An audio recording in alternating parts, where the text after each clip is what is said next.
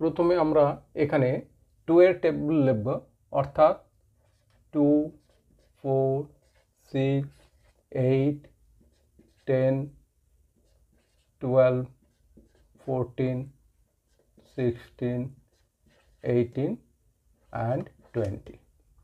আবার এটাকে আমরা রিপিট করব, 2, 4, 6, 8, 10, 12, 14, 16, 18 and 20। তাহলে কি আমরা পেলাম? 22, 44, 66, 88। এবার আমরা এখানে কি করব, মিডল যে দুটো নাম্বার আছে সেটাকে অ্যাড করে দেব।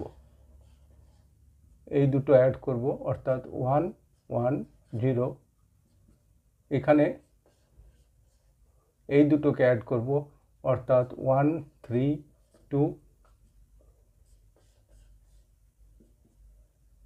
এখানে 1, 5, 4,